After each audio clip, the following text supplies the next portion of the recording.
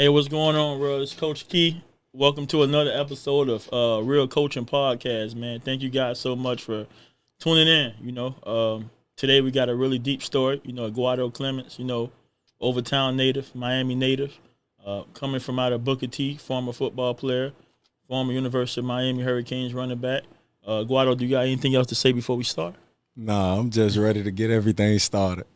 Okay, that's what's up. So I got a list of questions that I want to ask you. The first question is, your background and early influences. Can you share some memories from your childhood in Overtown and how your upbringing shaped you into the person who you are today? Man, I could say, growing up, man, Overtown, it was different. Right. It was different, Coach. I can't even lie, man. My mom, head of the household. It wasn't no male figure in the house. Right. So I saw mom hustle. Back in the days, at that time, my mom was stealing. It was boosting. That was the thing back in the days. Right. So when I came in the house from school, it was clothes in the living room. Her friends, they burning the tags on everything. That's what I saw from Overtown. I saw the hustle.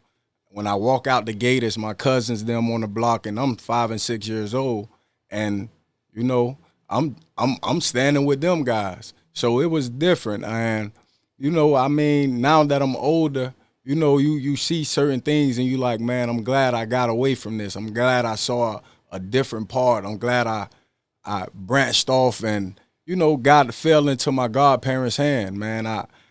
I'm just happy for that, Coach.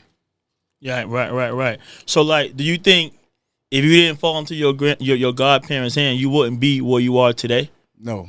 Wow. That's quick answer, Coach. Wow. That's the honest I can be, Coach. Like the guys that I grew up with, Coach, is either in jail or they're no longer here, Coach. So when I got with my godparents, Coach, it was different. It was structured. Okay. So, what lessons did they teach you? Like now that you have a son and you know that you can treat your son and your family and the right way to do things, what lessons were that you still remember? Like, man, I remember they really told me this is how it's going to be. Man, my goddad, man, he was the man. He was the man of not a lot of words, but when he talked, it was volume to it. And, man, from an early age, man, he told me, like, you got to have thick skin. Right. Coming from where we from, you got to have thick skin, not just football. We ain't even talking about football. We just talk about life in general. Right. You got to have thick skin, and he taught me, like, discipline, Coach. Growing up Overtown, Coach, when I wake up, Coach, I'm outside. It wasn't no thinking about what my day and how my day was going to go, Coach. It was I'm outside all day. When I got with them, it was more discipline. School was number one. From the first month I got with my godparents, they told me everybody in this house goes to college. I had my god sister and I had my god brother. And them two was older than me, so they set the standard for school. Right. They didn't play about school. Right. When I first got there, football and sports wasn't even in the question. Wow. It was more of all right, I seen the situation you came from. You 6 years old, you going to practice. Your mom not really watching you going to practice. You going to practice by yourself. And not only is you not going to practice, you going to the library and acting like you went to practice and coming back home.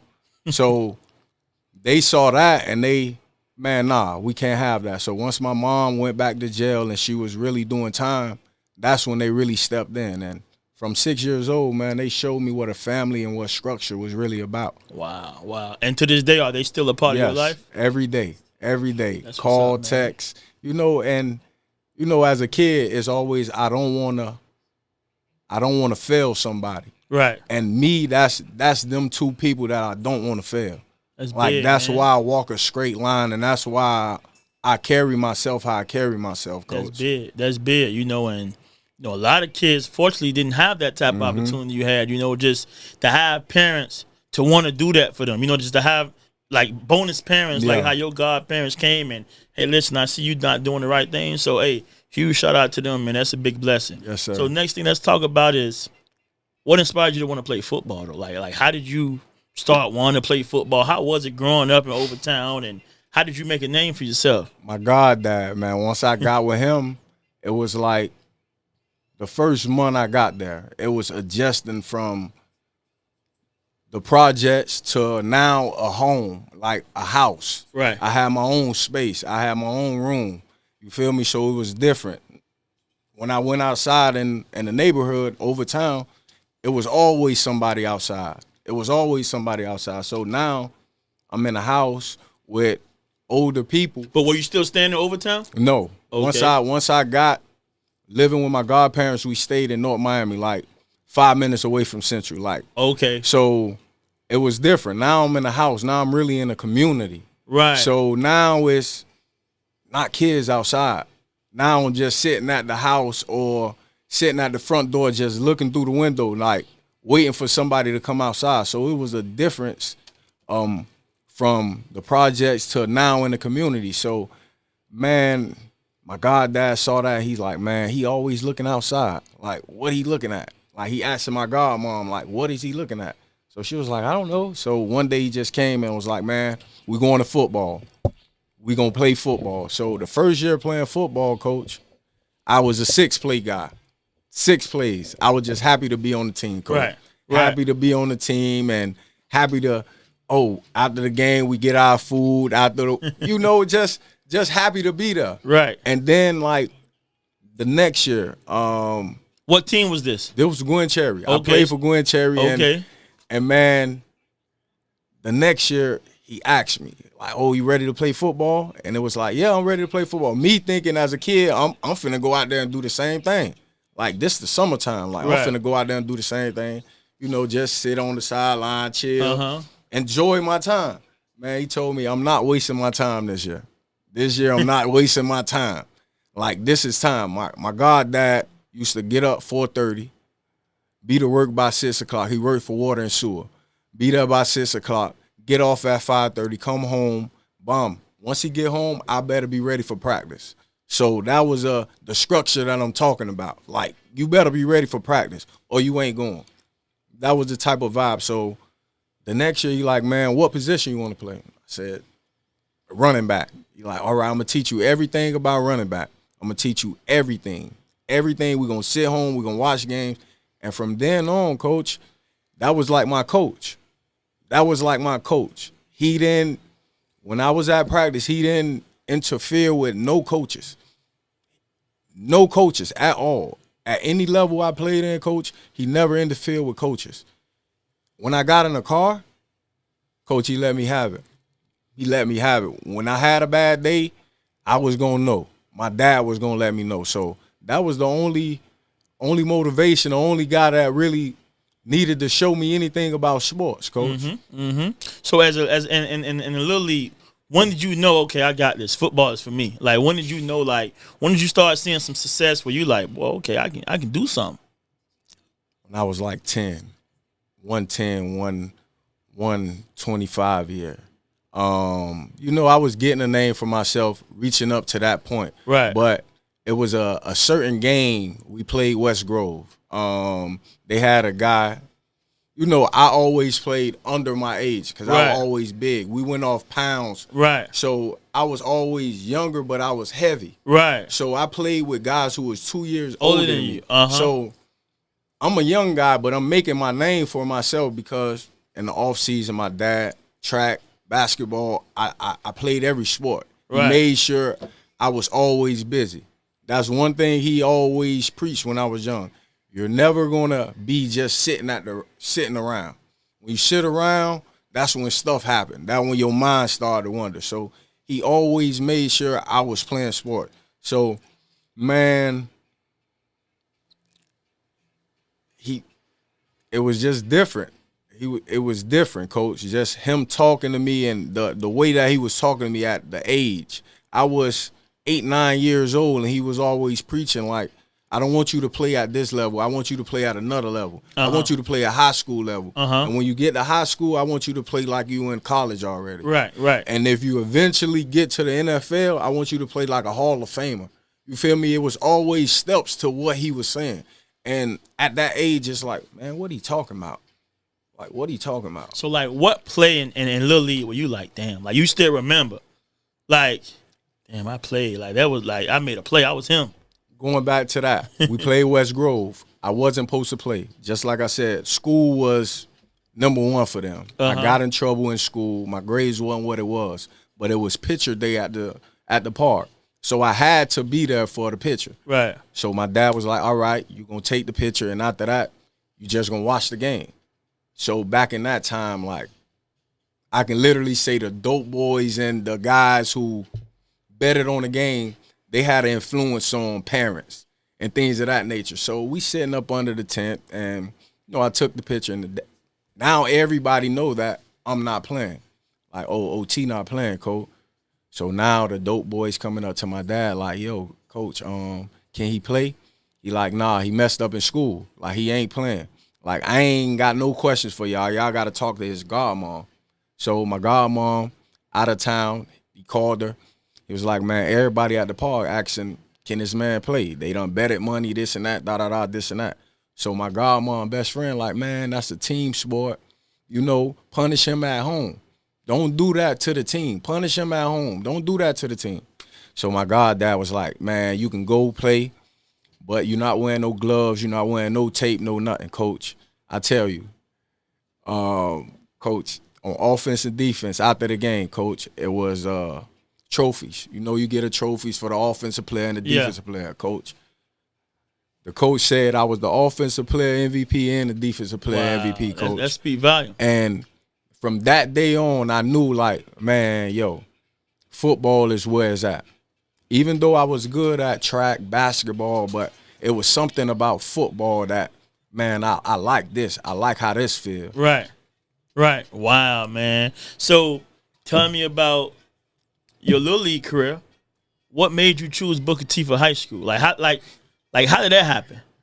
Man, like, did you have other schools wanted you and things like that out of high school, or you just knew, like, I'm from town, so I'm going to Booker T? No, I didn't know at all. Like, just like I said, my goddad was the guy who had the blueprint for everything. Like, every school that I went to, it was somebody at that school that knew my godparents. Okay. That can get back to them like, yo, he out here acting crazy. He out here doing something. And they had the right to either put me in line or get on myself. Or get on me. You feel me? So they always put me in positions to win, coach, at an early age. So once I got to middle school, my dad knew the basketball coach, Coach Wilder, strict guy. Man, all about school, all about, doing the right things. Once I got to high school, I ran track at Miami Northwest Express, which is Moore Park. Right. So I ran track with Brandon Harris, DJ, and them guys. I grew up with them guys. So once it got to high school, my dad like, shit, Coach Ice is the head coach at Booker T. So you going to Booker T. Funny story. Miami Northwestern had a day at Gwen Cherry. This is my 8th grade year going into 9th grade. And, I did good at the camp and stuff like that. They gave out gifts at the end of the camp. Antoine Eastlin was the running back. Roland Smith was the coach. And after the thing, it was like, you coming to Miami Northwestern? And I was like, Coach, I can't answer that. You got to talk to my dad. So my dad let them know right then and there, nah, he going to Booker T. So everybody knew from then. Now the guy who left Overtown is now going back to Overtown. So that was a big thing for me. How did you get the name OT? Man, just like I told you, the first year playing football, nobody knew me because I was just the sixth play guy. So the next year, once I, advanced, and my goddad took me in the backyard, roughed me up a couple of times, taught me everything about the game. Now it's like, damn, who that guy is? Oh, that's the guy from Overtown. So that name, that's OT. So that name stick from Optimus until now, Coach. Right. Because I see a lot of people refer you as OT. Yeah, yeah, that name stuck from now. Okay, yeah. All right. So coming to Booker T now, one of the biggest powerhouse schools in Miami. How was that? Learning that you go into a system where it's nothing but dogs, man. You had to compete. So like, how was it your freshman year to your senior year? Like, what are some challenges that you had to overcome through high school and at Booker T. Washington? Like, competing was always number one for me. Anyways, from a kid. Like I told you, my God, dad instilled that. Like Right. everything that you're going to do in life, not just, this is what I'm saying, not just, he didn't talk about football. In life, you're going to compete. You're going to compete. Every day you wake up, somebody is getting better. Somebody is doing something in the job sense, in football sense, no matter what. Somebody's getting better. So that already was instilled in me. At 8th grade, I was working out at Booker T already with Marquand Manuel, Chad Johnson, and guys of that nature already as 8th grade. And Coach Ice telling these guys, like, that guy right there, that's the guy who's coming to take y'all position next year. You know, everybody laugh and, you know, because they high schoolers. Right. Like, this kid, man, he ain't coming here to take nobody's job. But you work, and once you get there, it's like, damn, this kid got a different motor. He's a 9th grader, and he got a different motor than me. By the 3rd grade in high school, coach, I was a starter. Wow. And your freshman year. 3rd grade in high school, I was a starter, your coach. freshman year, by the third game. By the 3rd game, my first game against Miami Northwestern, Sean Spence, Marcus Forston, I had like 4 carries for 20 yards, 1 catch for 20 yards. It wasn't nothing. But, you know, you get the speed of high school. Now from an optimist to, you know how it is now. You got used to it. Oh, okay. By the 3rd game, coach, I was the starter. Wow. By the 3rd game, I was a starter. Now we get the season going. We get the season going. Now my feet is wet.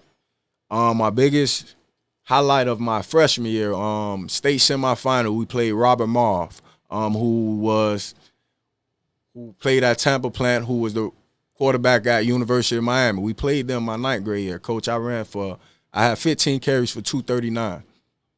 Some big time numbers. As a 9th grader, coach. Right. But no touchdowns. Right. No touchdowns. Man, I got fussed out so much that after that game because we lost the game. I got fussed out so much by my dad. That was the state semifinal. State semifinal game. 9th grade against Robert Marr. 15 carries, 239, no touchdown, coach. I got fussed out. Wow. So high school was, from that game on, coach, my name was already ringing. Dang, who's this running back from Booker T? Who's this guy? Did you win a state championship at Booker T? Yes, I won it the next year. The next year we won the state. That year we played AJ Green. Okay. The second game of the season. You know, just like my dad say, show up on somebody's film. Show up. Show up on somebody's film. The talk of that game was AJ Green versus Brandon Harris. Uh-huh. The receiver versus the cornerback. And that was the big talk of that game, man.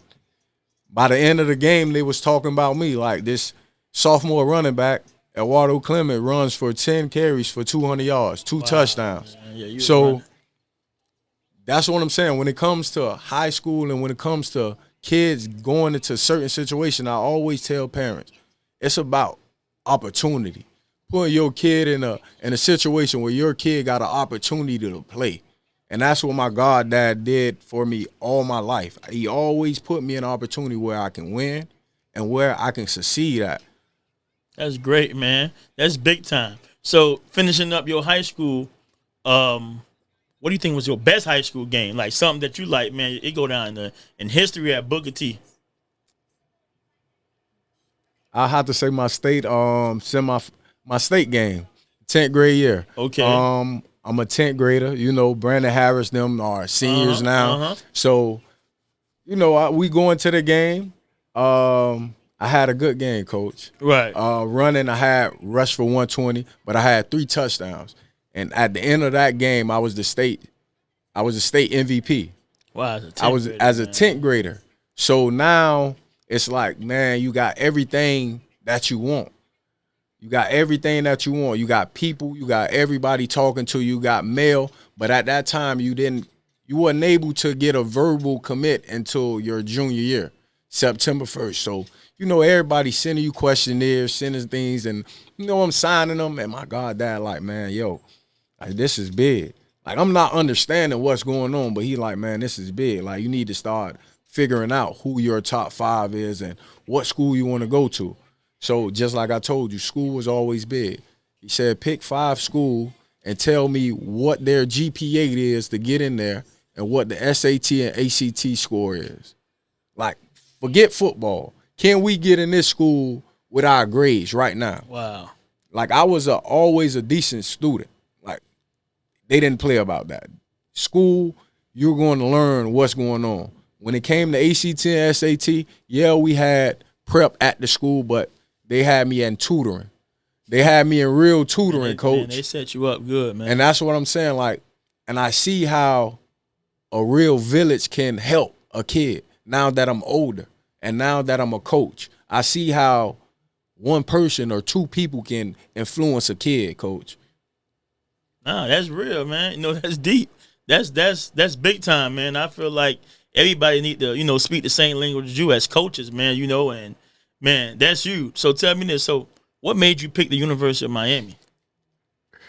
Man, I had 5 schools. I can say I had 5 schools. And for anybody who's getting recruited, do not make your last school to go on a recruiting trip. Coach, I went to Michigan. I went to South Florida. I went to Tennessee. And I went to Florida State. And was my last visit. Mind you, I already committed to Georgia. I committed to Georgia off the strength of no Sean Marino. They had no Sean Marino. They had Todd Gurley in the backfield, things of that nature. So I'm a running back. I'm a student of the game. I'm like, man, these guys are running. So I want to go there. But at the time, had the All About the U, the 30 for 30. That came out the same exact day I went to my visit. So we sat in the dorm room, Mahoney and Pearson.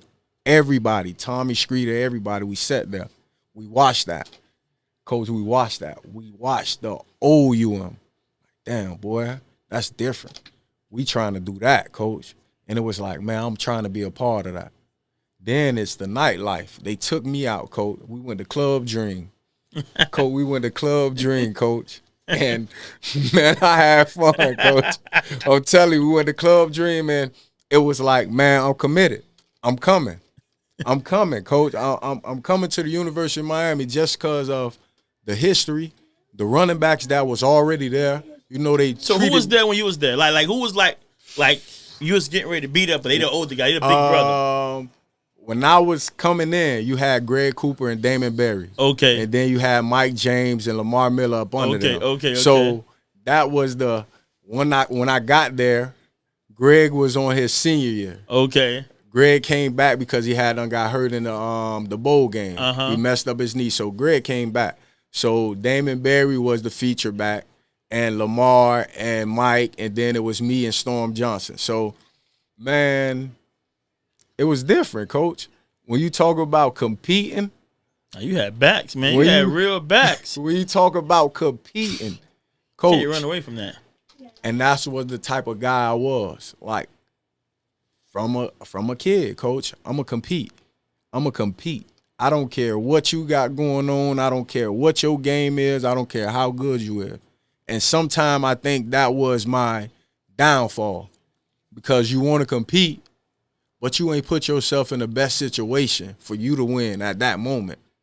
Yeah, I'm happy that I went to the University of Miami because I got to experience, I got to network, I got to navigate a lot of things. I got the ups and downs. And how was that, honestly? You know, speaking to the world, as kids out here like you from Overtown, from Miami, being able to play for your city, and you walk through Overtown, the city, wherever you at, and people know, okay, that's Eduardo from UM. You know, how did that honestly feel? Like, Coach, it was how different. How did people treat you? It was different.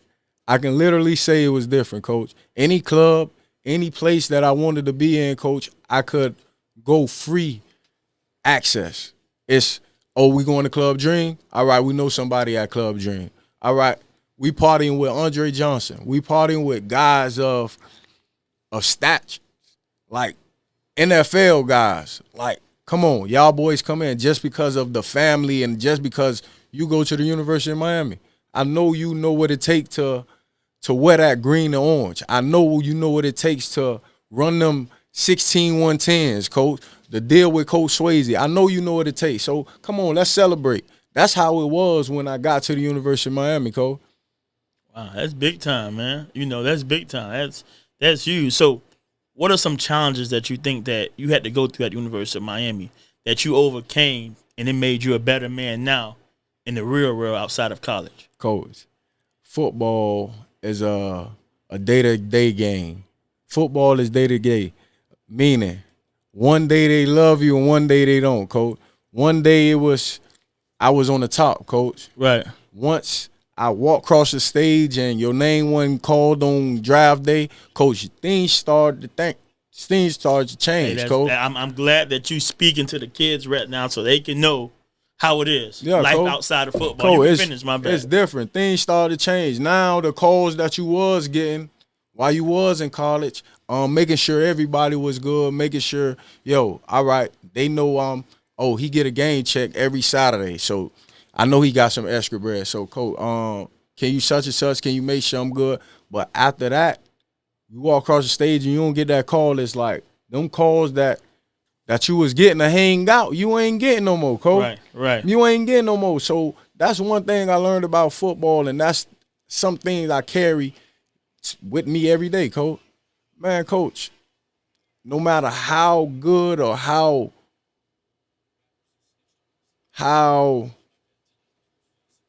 good you treat people, Coach, it's always going to be something on the back end, Coach. It's always going to be something on the back end, Coach. Football, I was up, I was down. I had some up days, some down days. Some days at football, Coach, I didn't even know if I can play football no more because in college it's more than just playing football, Coach. Wow.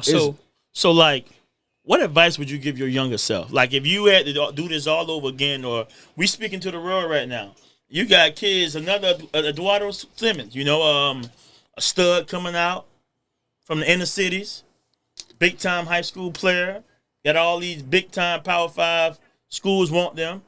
And what advice would you give them? Like, if you had to do this again, you talking to your younger self, you talking to your son, you got a son. What advice would you give them? How would you want them to do it? Once you get there, Coach, you got to work even harder. I just thought once I got there, my name was going to get called, Coach. That's how I thought. Like, damn, I made it to college. Now my name is going to get called. But once you get there, Coach, you got to work even harder, Coach. They say 1%. 1%, you know how many colleges it is out here? It's real. 1%. Coach, and you think you working harder than that guy that's at Alabama or that guy at Nebraska or that guy at USC. You think you working hard, Coach. You don't know what working hard is, Coach. And I put this in perspective. Duke Johnson came to the University of Miami my junior year as a freshman. My junior year, this guy came in, stood up in the meeting and said, I'm coming here for 3 years. 3 years. Dead serious. You remember that? Dead serious. Me as a junior, I'm like, man, what are you talking about? Like, you don't understand, this ain't high school? Like, right. Bro, this is college. Like, man, listen, Coach, no lie. Duke Johnson first play in college, practice. Duke Johnson went for 80. Duke in Johnson practice 80. Mind you, what was going through your head? I'm an upperclassman. Right. So what was before he even got to University of Miami, it was already an uproar of you knew about him. You know Duke Johnson coming to Miami. Right. And I know how you feel. Yeah. Right. I'm like, boy, damn, they think he just gonna come and just take everybody's shit. Right. Like, that's how they feel. Right. I'm like, boy, he gotta show us. Like, bro, he gotta show me. Forget us. He gotta show me. Man, Coach, the first play, 80. I'm like, boy, that might be a fluke. That might be a fluke. Right. That might be a fluke. Coach, the next play, Coach, he went 60. But this 60, But it was on the first team, second team? First team, Coach. He getting first team reps. He walked in, first team rep, Duke Johnson. Welcome to college football. Yeah, Coach. Coach, dead serious. Coach, him and Lamar Miller are the best two running backs I seen with my eyes. Wow. Like, with my eyes. That's big. That's big. And that gives you a lot of, respect and credit to even, Coach, be honest to say that. Because a lot of guys. Nah, Coach. We was in a running back room where, man, So Coach, was that humbling? Eduardo Simmons, Booker T. Washington. Where you from, you always been a man. Starting running back. The team needs you. So now you in a situation where you got these two guys come in and. Coach, just like I said, it was days where I'm in my room. Like, boy, I don't know if I could play football. Boy, these boys just come in and they took over. Like, they took over, coach. And, things play a part where your coach get fired, and now a new coach come in, and now you got to earn these guys respect. But they already got their guys who they already set. He might not be better than you, but he going to give this guy more opportunities than you because I recruited this guy. Yeah. And that's how the game goes. So I say when it comes to college, and I talk to any young kid, put yourself in a good situation. Look at their playbook. Look at who and what. Okay, they got all these guys from Miami, so I know they recruit in Miami. But if you one guy out of Miami and you going somewhere that they really don't recruit in Miami, boy, they hoping that you can be the guy that they can change the whole landscape of their recruiting. If you don't go up there and do what they need to do, Coach Joe gonna be back home and they just gonna recruit in they neighborhood. Yeah, you're right. So that was the eye opener of everything, Coach. That man, guys coming from everywhere, Coach. Wow. I had 5 guys already there, and I had another guy that was coming there with me, Storm Johnson. When I saw his film, it was like, damn. I don't think I picked the right school, Coach. I need to pick this shit over, cause 5 guys and I'm coming in with 2 guys that's good. Was that like discouraging? Because I was in some situation like that in school where like we come into our spring football season over with. Okay, I'm supposed to be the starting Mike this year, and they go bring in a red shirt senior. So I'm looking like, well, why y'all bringing him in? And y'all know this is supposed to be my. So y'all don't want me. Yeah. So y'all feel like y'all don't need me. All right, don't worry about it. I'm transferring. So I get where you're coming from in that, but I feel like I should have competed. But I was so much in my feelings, I didn't compete. Like as me being a coach now learning how much of competitive spirit means. If I can go back to my younger self, I'll fight and I'll compete. But because I was so deep in my feelings, because I was like, well, not looking at it as a business point, I was looking like, well, I'm a red shirt freshman. I played, but now this year I'm supposed to start.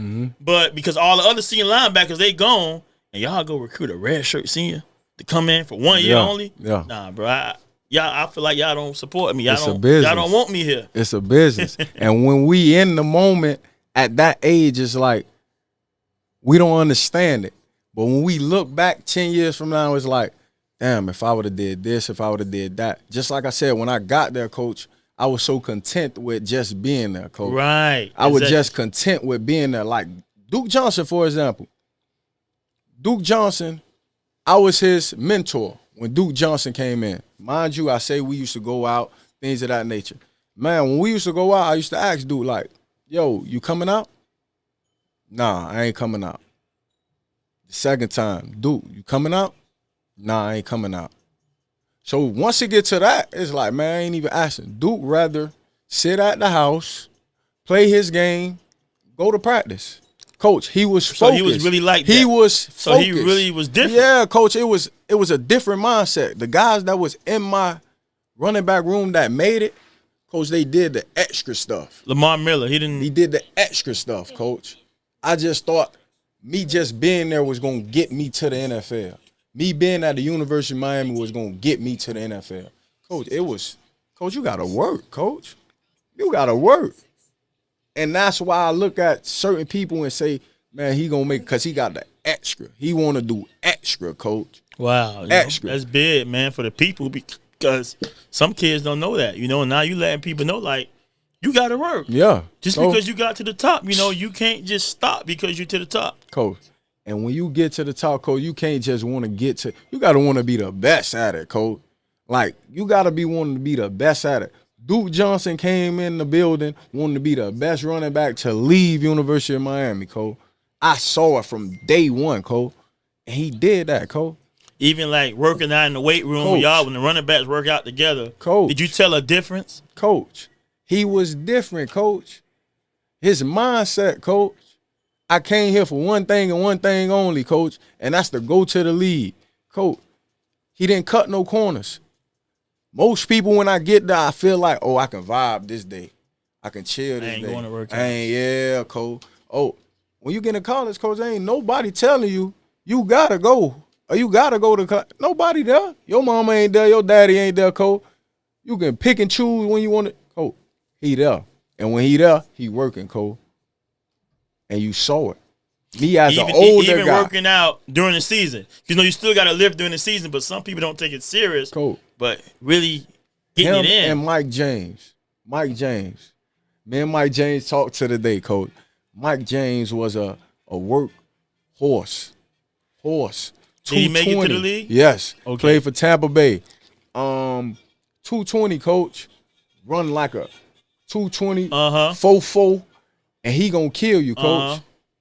He gonna kill you, coach. Right. He gonna run through you. Wow. When it came to working out, coach, it was different. Wow. Like, you think you working out in high school, and that's why I tell all my high school players. Like, you think you working out. Right. Wait till you have to wake up at 6:30, 7 o'clock to work out. And then you got to go to class. And then you got to come back for film. And then you ain't talking to your family or your mama or your girlfriend coach, by the time you get home, coach, it's 8 o'clock. Wow. I want to go to sleep. Then I got to wake up at 6 o'clock again and do the same thing over, coach. It was a routine. So for anybody who trying to make it to that point or to get to that level, coach, you got to have structure, coach. Some type of structure. Mama ain't sure have to tell you, oh, take out this or take out that. It's some type of structure. You better learn that right now. Because there's going to be a guy that's telling you, man, you got to be here at 6 o'clock. If your ass here at 6:01, that door closed. So you better be here 15 minutes early so you can get everything that you need to get settled in and vibe. And then by 5:55, you walking in your meetings. But by 6 o'clock, coach, it's closed. And they don't care about you. They don't care if you made the meeting, what you learned, what you missed. They don't care. And I had to learn that, coach. I really had to learn that. And now that I look back on certain situations, like, boy, you was tripping. You was tripping right there, boy. What was you thinking? Wow. So let's fast forward college career. You know, outside of college, you know, you started coaching. You know, what inspired you to want to coach? What made you want to coach Little League, you know, Grand Cherry, 6U, and now you coaching at Booker T. Washington for the high school for Coach Ice. What made you want to do that after college football was over, after football was over? Your playing days was over.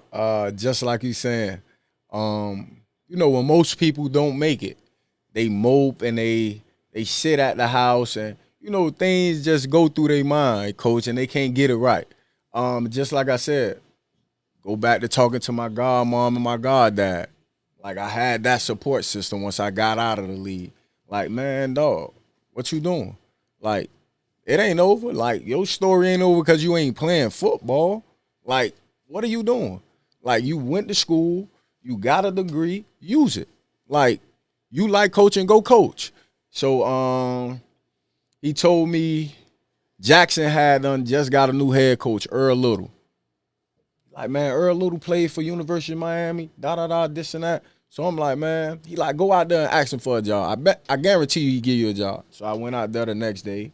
I asked coach, you know, introduced myself. Man, I know who you is. You played against me. I coached against you when you was at Booker T, and I know you went to the University of Miami. What's up? What you need? I'm like, man, coach, I'm here to coach. Like, all right, coach, you the running back coach. Just like that. So from then on, it was like, all right, I like coaching. Now the kids responding to me because I'm not so older than them. I'm 24, 25 years old. They 15, 16-year-old. I'm like a big brother to them. But I'm kicking game to them like I'm an uncle, like I'm a granddad. Like, yo, when you get here, it's going to be different. I'm going to treat you like you there. Like, coach, that's all I know. It's when I'm in football mode, I'm in football mode. Like, with him, even with my son, coach, and I got to remind myself, like, he's 6. He's 6. Like, when I was 7 to 8 years old, my goddad took me in the backyard. He's not like me. Like, he's built different from me. Like, his surroundings is different from me. Like, his neighborhood is different from my neighborhood. Right. When I was growing up. Right. Like, I was getting pushed around at 4 or 5 years old. He's not getting that. So my goddad knew that. Like, man, I can rough him up. I can't rough him up like that. You feel me? It's more of a talking. It's more of a showing. One day that light bulb gonna hit on you, and then we gonna go from there. Right. But right now, it's all fun. Like, I'm not gonna take the fun out the game for you right now. Like, at points and growing up, it was like, man, this shit ain't fun. Because my goddad is, like, not knowing that this is him navigating me the right way. But I'm like, man, this ain't kind of fun. This ain't fun. So I don't want to do that to my kid. Right. I don't want to take the fun out of the game and things of that nature. So, man, it was just, I roll with the punches. Right. So what's the difference coaching 6U football with the babies, and now you going to Booker T and you coaching the big boys at Booker T? Timing, coaching, coach. And most coaches, when I got, let's fast forward. Let's go backwards. When I got into coaching, coach, I wanted to be a coach. I wanted to be a parent. I don't like coaching my son. I never thought, oh, I'm gonna coach my son. Like, right. that always been that. If I have a son, I don't want to be his coach. For that reason, because I don't want people to feel like, yeah, coach, that gets said a lot. That gets said a lot. Even before I started coaching, just hearing it, daddy ball, and I'm like, I'm looking and I'm seeing what they trying to say or what they trying to, like, what is daddy ball? I was like, the same way, and I got a son on my 6U team, so trust me, I know how you feel. Like, what is daddy ball? So when the coach brought the opportunity, like, man, coach, I know you're gonna be out here every day. I know you want the best for your son and the team. So, coach, come help out. So, you know, I just went on just to help out. And just my football nature and just me is just like, oh, nah. My head coach just stepped back. He stepped back. The parents and everything, the kids, Coach OT. Coach OT, what's going on? Coach OT, this, and that. And, you know, when I first got into it, the parents was like, I don't know. His type of coaching is, you know, they scared away from my type of coaching because I'm in the face, coach. I'm in your face. Like, we gonna get it right today, not tomorrow. We gonna get it right today. The basics, the stance and starts, the things of that nature that I know you can learn, coach, we gonna get this right. I don't care what's going on. We're going to get that right because I know that fundamentals take over everything, even when you get older, coach. Fundamentals win. So if I could teach this at 6 or 7 years old and he know how to step, his first step, and he know how to get the ball, and he know how to do this and do that, coach, I won. I won because when I walk around the park and I see 10-year-olds, 11-year-olds, that's not getting the ball right. So you mean to tell me you had 5 coaches that just went past you and said, oh, just because you good, I'm not going to worry about how you get the ball? Nah, that's not how football is because now when I get older, a senior in college, they ain't, once you coach, you better come in there knowing what you need to know. You better know how to get the ball. You better know how to step, coach. I'm not teaching that. And if you can't learn it right then and there, coach, you ain't playing. I love it. So why would I play with you at 6 years old, 7 years old, knowing that you chasing a dream that I once chased, and I know what it takes to get there? It ain't no cut corners, coach. I'm going to teach you just how I got taught. And that's how I got taught. They taught to me any type of way. Yeah, you going to cry. I done had kids cry. Coach, you going to cry. But towards the end of the year, you're going to be like, boy, the parents going to tell you. Not the kid. The kid might not. The parent going to, coach, my kid learned such and such. My kids learned this. My kids weren't doing this last year. Come on, coach. Walking around the house. Come on, coach. And that's when I know as a coach, that's I real won. Coaching, man. Forget my record. I didn't care what my team did this year, coach. Like, we came in with 5 guys who returned last year and 15 new guys. 15 new guys who didn't know nothing about football, a stance, a start, when to move, where to go. They didn't know anything, coach. Man, you got a tough team. Come on, coach. They didn't know anything. We scrimmaged you guys. You know, we played against you guys in the Jamboree, man. And people were saying, Grand Cherry 6U, Grand Cherry 6U. And you know me, I'm like, man, we finna go over there and just stump on them people, man. Coach. I got dogs on my team. I'm about to just walk on the field, man. The game gonna be, so first drive, I seen my kids a little, and I'm like, oh man, this gonna be a game, So, and I like how you was talking to the kids, communicating with the kids, fast paced. So Yeah. I'm like, okay, well, he know what he doing. You did a good job. We talking about that game, leading up to that game. Yeah, I'm talking on the internet. Yeah, we going back and forth. But deep down, I didn't know what my team had. Oh, wow. I didn't know what my team had. I didn't know what my team was going to do that Saturday. Coach, so when the game ended and it's 0-0, it's like, oh, okay, we getting somewhere. Did they give you all a spark, though? Coach. Knowing like, man, we just put up a fight against these people right here. Coach, my God, and just, your division and your league has a different age than our league. So now when I hear after the game, oh, some of their kids 7, majority of their kids 7, and my kids 5 just turning, oh yeah, we did good. I'm telling my kid we did good. Even though it's a tie game, I see improvement from day one practice to that scrimmage. And from then, the parents started, okay, let me see what he got going on. Now by the 5th week, we 5-0. Oh yeah, good job, coach. Now you hitting the claps on your back. But then we went through a stretch where we lost 4 straight, coach. Now we play Lakes. Now we play Miami Nights. Now we play Palmetto. We went through a stretch where now everybody, now they questioning your coaching. They leaving. Oh, coach, I don't know if winning football games. That's all they care about because you're not winning. But they didn't see the developmental side of the whole season. Mm-hmm. But because you're not winning football games, you're not coaching for real. And people don't understand coaching is bigger than just winning a football game. While we're on that, this podcast called Real Coaching. Mm-hmm. I want you to define real coaching to the real end. What does real coaching mean to you? Real coaching is basically instilling something in a kid that's going to eventually they're going to use for their lifetime, coach. That's real coaching. Coach, me knowing that these kids at 6 years old last year were just running blue and gold, blue meaning right and gold meaning left. They know how to do that. You feel me? So, and the coaches from last year telling me, oh, they can't learn this or they can't learn that. And it's like, hold on, they can't learn it. But I see this team, a lot of their Lakes, they got the same 6-year-olds and they running spread and they running formations and they shifting. So you mean to tell me our kids can't learn it?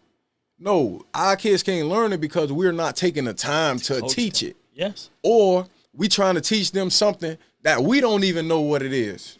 So how can I teach a kid, we finna run a spread offense, but I don't know why I'm running a spread offense? Or what's the blocking scheme to a spread offense? All I know is the running routes, but I don't know the 5 linemen, what they got to do. That's who get the play started. So that's where I feel like real coaching come in and hard. Coach, my running backs from this year came to me, did not know what a 2-4-6 hole was, coach. At the end of the year, they can tell you what a 2-4-6 hole and how to get the ball. Coach, that's real. I won. No matter my record, I won. I won because next year when they go to the next coach, he ain't going to have to teach that. He ain't going to have to piggyback on, oh, man, y'all should have learned this last year. Damn, what y'all coaches were teaching y'all last year. When my kids go up next year, whoever their coaches is, they're going to know, all right, they know they stance and start. Now I can teach them the other things of football, coach. People don't understand that, man. They looked at it, you lost two Super Bowls. Mm-hmm. You lost one in the regional whatever, then you went to states and lost again. Oh, his season is a failure, So speaking to the haters and people that's doubting you, what can you tell them about that? Your season, your run. Man, coach, my season was great. You know why? Because I look at the smiles on the faces of my kids. The kids that didn't get the experience out of town or getting on the bus to go I-95. Some of these kids ain't never going to experience, coach. In 1 year of football, their first year playing football, coach. Kids left Miami. They went 3 times, coach. They left Miami, and that was 3 times, deal, man, coach. For the whole Gwen Cherry 6U program. A huge shout out, man, for you guys able to make that happen. Them kids went to Orlando or, Central Florida, and you guys made it happen for them, man. Coach, we had guys behind us who was willing to sponsor like Teddy Bridgewater, Allen Hearns, guys who made sure that these kids experienced out of town. Wow. And that was bigger than my season, coach.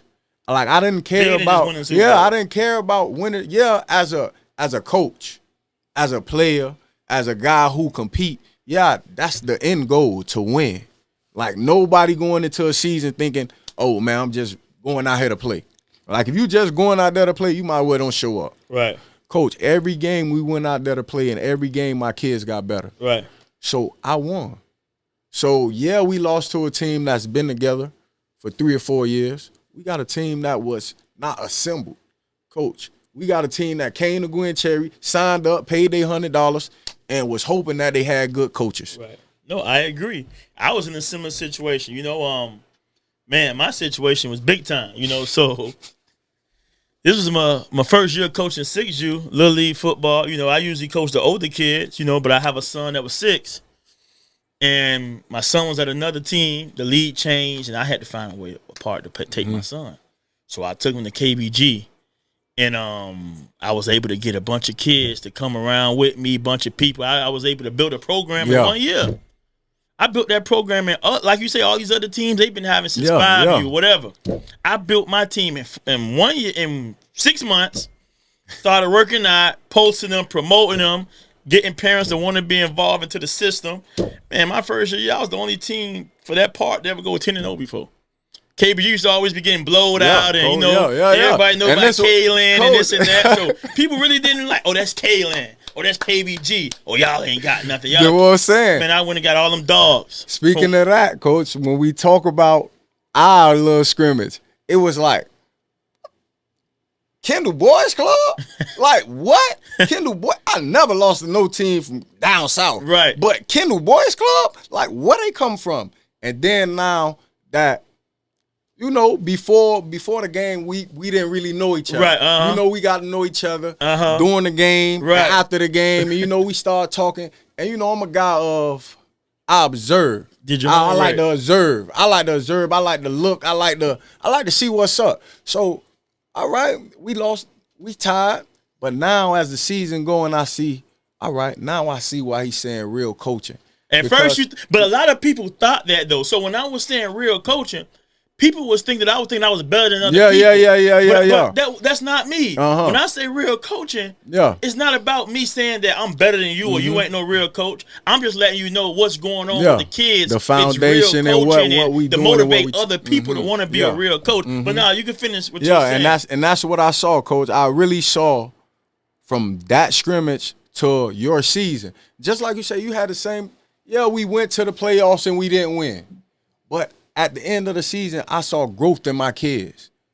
I saw growth in my quarterback, my lineman. I saw this. So at the end of the day, it's real coaching. And that's why being able to create an environment, a movement. Listen, I created a big movement down south. All the kids. I put these babies on videos. When them babies go home, first thing they do is watch YouTube shot by case and practice. Hey, coach, I was on YouTube. Mom and daddy telling me, hey, man, my son won't get off TV on YouTube. So me being able to create an environment where I can use my resources where kids can go home and see themselves score a touchdown or make a tackle or be dancing in the game and stuff like that. So that's what I wanted to do. I wanted to create a real program where these kids can be proud of being something special. And when I did that, I went 10-0. Then the haters gonna come. We did lose first round, but I had to let my kids know that's a part of life. Football, period. You win some, you lose some. Some days gonna be your day, some days not gonna be your day. We went 10-0, blowing every team out, put them on a running clock, unscored on. How you think the other kids felt all season? Yeah. So now you guys are 6 and 5-year-olds. You got a chance to get a taste of what it feels like to lose now. We didn't win the Super Bowl. That was humbling. But I'm glad my kids got a chance to experience that type at an early age. So now they so hungry, man. I don't think that'll ever happen to them no more because now they know you can win some. But if you don't come to play one day, you're going to lose. And that was what happened. And then they was feeling themselves. 10-0, blowing everybody out, first round playoff, and we got humbled, So, but another huge shout out to Pompano Eagles, man. Y'all did that, man. Y'all beat us. That was real coaching. What Pompano Eagles 6U did to KBG 6U, that was real coaching, and I appreciate that. You know, I'm a man of my words, and I stand on that. I'm not just real coaching. You know, I want the whole world to be real coaching. Mm-hmm. I salute that. I really salute that, and I stand by that. I could really say I saw what's going on and what you got going on, man. I try to put myself in circles like that, guys who got the same thing I'm going on, Coach. So, like, when you call me to sit down and talk football and sit down and talk life, I see you. I see your posts. I see your stories. I see what type of guy you is. Like, you ain't the guy that's playing the line, Coach. You ain't playing the line, Can't Coach. be playing You around. can't play the line when because the kids' lives on the line, bro. They looking at if us. these kids look up to you and they won't, I can't be out here being a false prophet. Coach, they looking. I can't be out here trying to say like, okay, I'm this guy, but I'm really not living like that in real life. Coach, you can't do that. They looking, and that's why I try to eliminate some stuff from social media. I agree. Like, social media can get crazy when he's talking about football because we men. Right. We men and we going back and forth. We feel like my team better than your team. But at the end of the day, just like I had to tell but somebody. We got to have the saying come and go. It's for the kids, bro. I had to tell somebody and that's that why yesterday. After the game, man, you had a bump. Yeah. Man, you had a bump when we played each other. We had a bump. I'm talking about, man, you going there like cats and dogs out there. I'm screaming at you. You screaming at me. I'm like, man, you ain't going to say her. You telling the ref, oh, he offside. He touching the kids. So we was going back and forth the whole game, you know, but at the end of the game, I said, you know what? I like that, Coach. It's respect, and that's Coach. when I reached out to you. I said, hey, Coach, man, I love what you're doing. It's respect, and I love Coach. how you coach them kids. It's you get respect. what I'm saying? Because we got the same come and goes. It's for the betterment of the kids, man. Coach. For any coaches that's out here that's coaching kids, don't take it too personal. It's for the kids, man. It's for the love of the kids, man. And we just out here so kids can be better. We lived our life. We don't play football. It didn't go the way that we wanted to go. But let's be a positive impact on these kids. Got to, Coach. Got to. And that's where we step in at, Coach. The one that is always going to be it's out of all the guys in the league, they can look back on a coach, a parent, or a guy who, Coach. That's real coaching. Coach. So it's like what your goddad did to you. That was 33 years old, but you still remember what your 8th grade or your 7th grade or your 5-year-old coach told you. That stuck with you that long. I know you remember that type of stuff, man. And that's what I want to leave on, Coach. We talk about legacy. You know what my coach told me when I was in high school? I went to Gulliver. Shout out to Earl Sims. One day before school, before practice, I said, Coach, I ain't coming to practice today, Coach. It's hot out there. I don't feel like practicing today. Coach looked at me and said, you don't feel like it. So now you doing things based on how you don't feel like it? What happens when you have a family and your kids depend on you to pay the bills in the house and you tell your kids that you didn't pay the bills this month because you didn't feel like it? Man, when he told me that, but man, when he talk about football, but that's real coaching. Yeah. He used football and put it into a real life situation. And now, man, listen, no matter what, I'm going to get up in the morning and go to work because I know I got a family to take care of. So 5, 6 o'clock in the morning, I jump up. No matter what, I'm going to work. I got a family, but I learned that work ethic through football. I am not missing work. If I'm sick or whatever, I'm going. Coach, I learned that work ethic to my goddad. You going to work? My goddad, 4:30. You going to work? Every day the alarm went off. He jump up. By 5 o'clock, he out the house. 6 o'clock, he at work. 5:30, he back at home. Coach. People don't understand that. And people, Coach, I'm wired, Coach. I go to work. I come home, training, boom. Football, basketball, practice for him, Coach. You don't stop. And it's over again, Coach. But this your life, though. When did you accept that? You know, because sometimes people don't accept how they gonna live. When did you accept, like, man, this is my life now? Cool. This is what I'm gonna do. Like, this is my life. This is my journey. My kids, impacting kids, and this is what I'm gonna do now. 2 years ago, when I started doing trainings, I used to, like I said, when he first started football, now I'm at Gwen Cherry, now I'm walking around the park, I'm seeing kids train. I'm seeing, like, you 10 years old, you ain't getting the ball right, got a running back.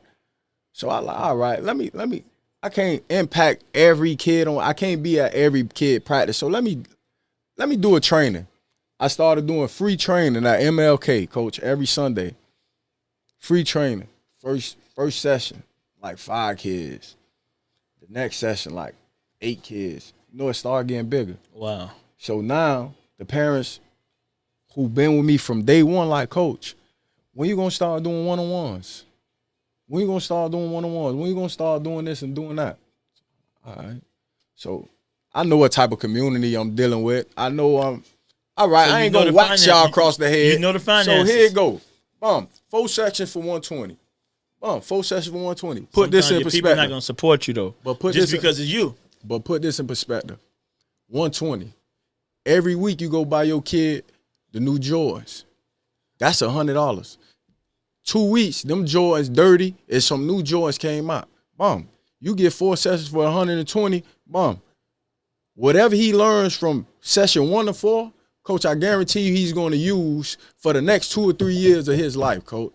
So what you rather, shoes, or you saying you want the best for your kid, you want your kid to play sports, you want your kid to do this and do that, but you're not putting the right things around your kid. You're not putting your kid in the right situation, Coach. You have to, man. Coach, I didn't learn that until, like, I started having a son. I got him in tutoring, and I started calculating how much money I'm paying for tutoring. I'm like, whoa. Mm-hmm. But I know that he need that. He needs this tutoring because it's going to help him for the future. Not now, but he needs the brain. So Not now. Coach, not now. Any kid that's right now, that's good, Coach, that's raw talent. Right. That's raw talent. Like, oh, he's 6 years old. All right, when this 6 years old turn 12, is he going to be that? Outrun that guy no more. Is he going to be that? And that's why I try to tell some of my parents. Some of my parents look at me and they be like, I don't understand. I say, yo, the best kid right now at 6 years old, when they get 8, 9 years old, they're not going to be the best kid. And you know he's not the best. You know why? He's the biggest, fastest, stronger right now in 6U. But some parents are just going to be content with, they not working. Oh, he the best kid right now at 6 years old. He going to be. No, and now mom and dad become a problem because that son ain't do what he did last year, and they expecting that, and now it's the coach. But that I'm other taking guy, my baby to another team because y'all not running him right. But the other guy who was sitting on the bench last year, looking at your son score all the touchdowns with a chip on his shoulder, his parents took him to training that summer, man, and now he come back and he go crazy. Parents, please lock in right now because this is serious, and this is real. You know, no, this is real. So continue to let the parents know the importance of training. Cool. Of training. You see it every day. You turn on you look at Instagram. Don't be a fool. Don't be a fool. Oh, this person got to the NBA or this person got to the NFL. Every day, man. Coach. I see LeBron training every day. Even don't be a fool, Coach. You have to train, man. You have to train. During the season, off season, no matter what's going on, Coach, you're doing something. Training don't have to be outside, Coach. Training can be inside, you working on your steps. Inside, you watching somebody else film. Training can be, oh, this the best guy in my position, so let me watch him. What he got in his game that I don't got? Coach, you giving some amazing game right now, man. Listen, man, somebody that been there. Coach, but like I say, I love coaches like you, man, because you know what it takes. You know what it takes to be there. You know what it takes to get there. You've done it. You've rushed for over 200 yards in the game. You done played against the best of the best. You done seen the best of the best. You know what it takes. Can't anybody just play football at the University of Miami? I'm just being honest. Because if they did, they'd have a scholarship there. Mm-hmm. Can't anybody wear that black and orange, but you got on that Booker T, and I respect them a lot, you know. Shout out to Coach Ice, you know. So, trust me, I know, Coach. So, no, you're doing a great job, man. And parents, if you don't know, you know, lock in. Can you talk a little bit more about your training, the name of it, and, you know? Well, just like I said, I started free. Now it's 4 sessions for 120. I guarantee you. I like training little kids because you see the progress every training session. Like with the older kids, you might have to watch a game. Oh, boy, you use that move that we talked about. But from a kid standpoint, from the first day, you might even know how to get in the stance. Like to get in the stance. You might know how to step. You might not know how to shoot your hands. You might know how to hose, things of that nature. You might not know that, but every day you come out there, the parent be like, boy, he looking a little faster. He looking this. He looking that. So the parents see. Now all it takes for is that kid, we talk about confidence. That's what I'm building out there. Confidence. Coach, you sold me, Coach. Like Confidence. I told you. What's your availability over the break? Because I'm bringing my son over the break, over Christmas break. Over the break, I work morning. After that, I'm available. I got sessions from 5 and 6 during the week. On the weekends, 9 a.m., 10 a.m., 11 a.m., 12 a.m. So yeah, Coach, I'm out there, and it's.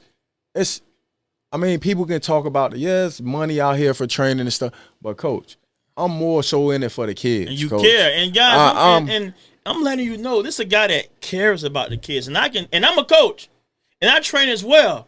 But I'm the type of guy, like, if I know somebody that can teach my son more things than I can do, why not bring him? I don't get offended because of another guy's doing something positive in the community. So even if you're a coach, you got a child, and they want to learn more.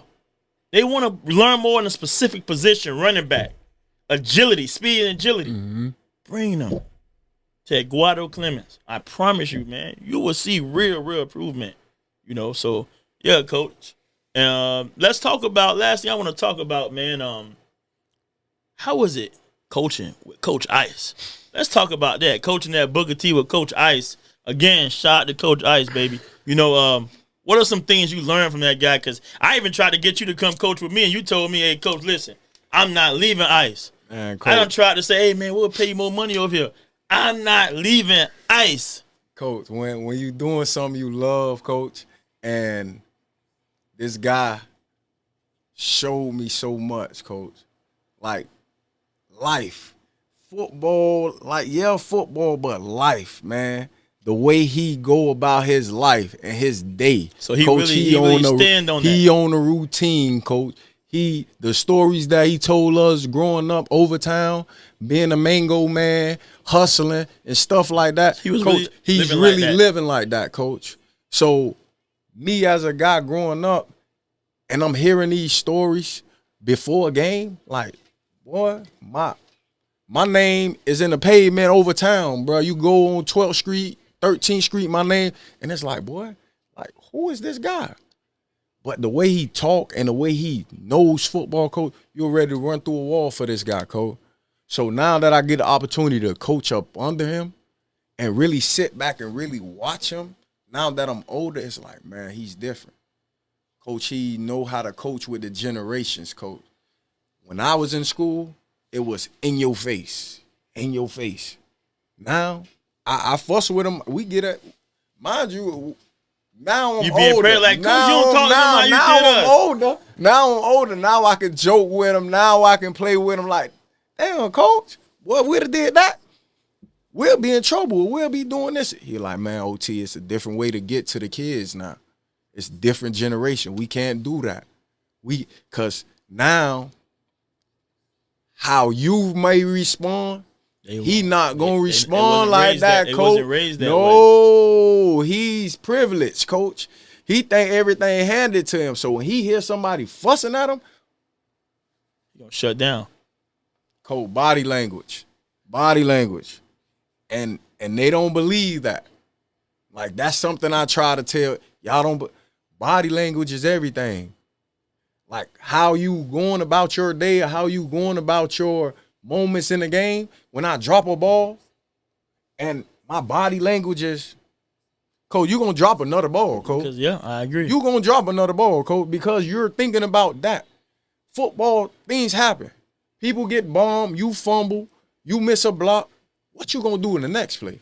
Now in college, we talk about MEs. We talk about mental errors.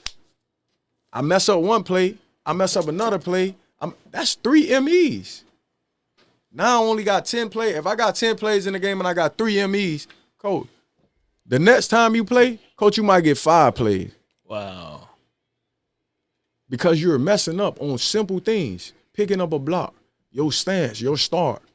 Shit that I don't need to teach you. But it's a mental error because you upset, because you in your feelings. So now, oh yeah, we got to get you out of the game. We see when you mentally get beat, you going to get beat the rest of the game because you out of the game. That's real. That's real, man. So before we end this thing, is there anything else you want to talk to the people and tell the people anything, the last thing that you want them to stick with? Man, something my goddad always told me, man. He say, winners never quit and quitters never win. Winners never quit and quitters never win. If you're a winner, man, you're going to find a way. Find a way. No matter what's going on, circumstances, life, whatever going on. If you're a winner, man, as long as I'm waking up every day, I got an opportunity to put my name on that $1 million I still want. Put my name on that house. Put my name on that boat that I told my goddad I was gonna buy him when I was younger. It's still dreams that I still think about, and to this day that I told these people I was gonna do because I was playing football. Just because football over don't mean you can't still put things in perspective. Amen, bro. That's real. That's real. Hey, you guys heard that, man. Winners never quit and quitters never win, man. If there's nothing else that y'all heard for the night, make sure that stick with you. Coach Key, Real Coaching Podcast, man. I appreciate y'all so much for tuning in. Shout out to Jason. Shout out to Shot by Case. Shout out to the Grand Cherry 6U organization, man. Dream Chasers. Dream Chasers, man. Hey, congrats on that amazing season. Shout out to Booker T. Washington. Semi-final state runner-ups. Coach Ice and the whole group. Shout out to y'all boys, man. F5, man. Go Tornadoes. Thank you again for having me, man. All day. Thank you for again, man. Yes, let's do this again. All day. Yes, sir.